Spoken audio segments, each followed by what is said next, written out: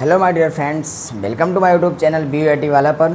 तो जैसे कि बता दूं आपको कि आज की जो हम लोग की क्लास है वो 6 क्लास है और हम लोग जो कल की 5 तक क्लास हम लोग पढ़ चुके हैं वैदिक काल तक। आज की जो हम लोग की 6वीं क्लास है उसमें हम लोग पढ़ेंगे वेद, क्योंकि वेद से भी क्वेश्चन ज़रूर आता है। तो आज हम लोग पढ़ेंगे वेद। तो वेद में हम लोग पढ़ेंगे वेद में कितने प्रकार के होते हैं। तो वेद हमारे 4 टाइप के होते हैं। इनकी वेदों की संख्या कितनी है? 4 वेद होते हैं। पहला वेद कौन सा है? पहला वेद हम लोग का होता है ऋग्वेद। पहला वेद ऋग्वेद होता है। दूसरा हम लोग का यजुर्वेद होता है। तीसरा हम लोग का सामवेद होता है। चौथा अर्थवेद होता है। उसके बाद हम लोग ऋग्वेद के बारे में पढ़ेंगे। तो सबसे पुराना वेद कौन सा है? सबसे पुराना वेद ऋग्वेद है। यह सबसे पुराना वेद है। कौन? ऋग्वेद। उसके बाद इस वेद में गायत्री मंत्र का उल्लेख है। तो क्वेश्चन पूछ सकता है कि किस ग्रंथ में गायत्री मंत्र का उल्लेख है। तो आप बताएंगे कि ऋग्वेद में गायत्री मंत्र का उल्लेख है। उसके बाद जो गायत्री मंत्र होता है वो किसको समर्पित है? तो जो गायत्री मंत्र है भगवान सूर्य को समर्पित है। और गायत्री मंत्र की रचना किसने की थी? तो गायत्री मंत्र की रचना विश्वामित्र ने की थी। विश्वामित्र ने की थी। तो चलते हैं आगे, हम लोग यजुर्वेद पढ़ेंगे। वो चौथा वेद हम लोग का अर्थवेद है। अर्थवेद में हम लोग पढ़ेंगे। यह सबसे नया वेद है। जो अर्थवेद है यह सबसे नया वेद है। इसे ब्रह्म वेद कहते हैं। अर्थवेद को हम लोग क्या कहते हैं? ब्रह्म वेद भी कहते हैं। और इस वेद को जादू टोना भूत प्रेत का वेद भी कहते हैं, क्योंकि जो आजकल आप देख पा रहे होंगे जादू टोना चलता है, भूत प्रेत मंत्र बोलना ये सब चलता है, वो सब अर्थवेद के थ्रू ही आता है। उसके बाद इसमें वशीकरण का भी उल्लेख किया गया। जैसे आप देखते नहीं कि लोग कहते हैं कि उसने उसको बस में कर रखा है, ये वही वाला वशीकरण है। वो किस वेद में आता है? अर्थवेद में आता है। उसके बाद अर्थवेद का उपवेद क्या है? शिल्प वेद। जो अर्थवेद है तो अर्थवेद का उपवेद क्या होता है? शिल्प वेद होता है। अब हम आगे चलेंगे, वेदांग पढ़ेंगे। अभी हमने वेद पर, अब पढ़ेंगे हम वेदांगों की। अब पढ़ेंगे हम लोग वेदों की संख्या। तो वेद कितने हैं? तो वेद हम लोग के 6 हैं। कौन कौन से? पहला शिक्षा, दूसरा व्याकरण, तीसरा छंद, चौथा निरुक्त, पांचवा ज्योतिष, छठवां कल्प। अब ये जो मैंने 5 लाइन लिखी हैं ये बहुत ही इंपॉर्टेंट है, क्योंकि इससे क्वेश्चन तो आ ही जाता है। वो एक लाइन में सीधा सीधा पूछ लेता है, वो आपको पढ़ना ज़रूरी है। तो वेदों की संख्या 4। वेदों की, वेद कौन कौन से? 4 हैं। अभी आपने पढ़ा होगा ऋग्वेद, यजुर्वेद, सामवेद, अर्थवेद। 4 वेद आपने पढ़े। उसके बाद वेदांगों की संख्या 6। कौन कौन से वेदांग हैं? शिक्षा, व्याकरण, छंद, निरुक्त, ज्योतिष, कल्प। उसके बाद आगे हम लोग का क्या? पुराणों की संख्या। जो पुराण है उनकी संख्या कितनी है? तो पुराण की संख्या 18, उपनिषद की संख्या 108, महाकाव्य की संख्या 2। अभी हम आगे महाकाव्य को और एक्सप्लेन में पढ़ेंगे। 2 महाकाव्य कौन कौन से? महाभारत और रामायण। इसको हम आगे पढ़ेंगे। तो चलते हैं आगे पढ़ते हैं, लेकिन आप इनको 5 को याद रखना।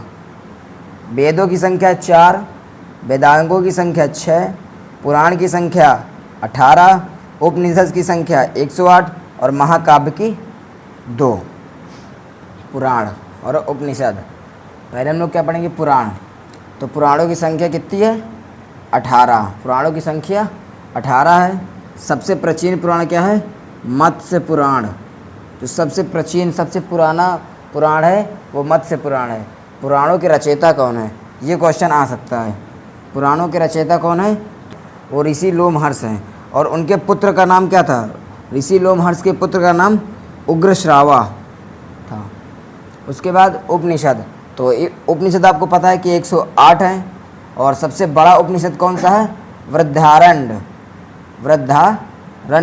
जो उपनिषद है वो सबसे बड़ा उपनिषद है।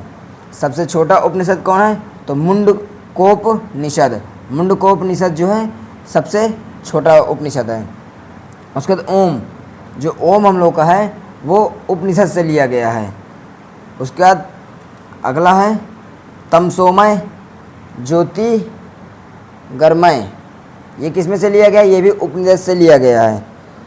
तो जो ये देख पा रहे हैं कि तमसोमय ज्योतिर्गमय जो लिया गया है उपनिषद से लिया गया है।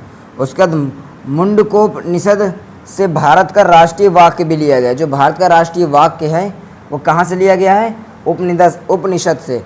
कौन से उपनिषद से लिया गया है? तो मुंडकोपनिषद से लिया गया भारत का वाक्य। ये याद रखना, क्योंकि ये तो सबको पता होगा कि भारत का वाक्य उपनिषद से लिया गया, लेकिन ये चीज़ जरूरी है कि किस मुंडकोप से लिया गया, मतलब किस उपनिषद से। तो मुंडकोपनिषद से लिया गया है भारत का राष्ट्रीय वाक्य। अब आगे चलते हैं, काव्य पढ़ेंगे। महाकाव्य कितने हैं? 2 महाकाव्य हैं। 2 महाकाव्य कौन कौन से? पहला रामायण, दूसरा महाभारत। रामायण को पहले हम पढ़ेंगे। तो रामायण की भाषा क्या थी? तो जो रामायण लिखी गई थी वो संस्कृत भाषा में लिखी गई थी। उसके बाद रामायण में कितने कांड हैं? तो रामायण में 7 कांड हैं। सबसे बड़ा कांड क्या है? बालकांड। सबसे बड़ा कांड क्या है? बालकांड है। सबसे छोटा कांड क्या है? किष्किंधा कांड है। सबसे बड़ा कांड बालकांड, सबसे छोटा कांड किष्किंधा कांड। उसका जो रचना है, रामचरितमानस की रचना तुलसीदास ने की थी। रामचरितमानस की रचना तुलसीदास ने की थी। जो रामचरितमानस की भाषा थी वो क्या थी? अवधी भाषा थी। रामचरितमानस की भाषा अवधी भाषा थी। अब महाभारत। महाभारत क्या है ना, विश्व का सबसे बड़ा महाकाव्य है। जो महाभारत है वो विश्व का सबसे बड़ा महाकाव्य है। उसके बाद इसकी रचना किसने की? तो इसकी जो महाभारत की रचना वेद व्यास जी ने की थी। और जो महाभारत का पुराना नाम क्या है? जय साहित्य। क्या नाम है पुराना नाम? जय साहित्य। तो आई होप आप देख पा रहे होंगे कि मैंने आज का लेक्चर ख़त्म कर दिया है। और अब आज का वीडियो जो है वो बहुत ही इम्पोर्टेंट है, आप इसको पूरा देखें, क्योंकि जो वेद से क्वेश्चन बनते हैं वो मैंने आपको सारे बता दिए। और एक महत्वपूर्ण जानकारी बता दूं कि जो कल से क्लास हम लोग की होगी वो और भी इम्पोर्टेंट होने वाली है, क्योंकि कल से हम लोग स्टार्ट करेंगे। हम लोग का जो कल से स्टार्ट का टॉपिक रहेगा वो रहेगा महाजनपद। क्या कैसे कितने जनपद हुए, उत्तर प्रदेश में कितने जनपद हुए, भारत में कितने जनपद थे, वो मैं उनको आपको कल से बताऊंगा। तो आई होप आज का लेक्चर आप अच्छे से देखेंगे, समझेंगे। और यदि आप मेरे YouTube चैनल पर पहली बार हैं तो चैनल को सब्सक्राइब कर लें और बेल आइकन को जरूर दबाएं।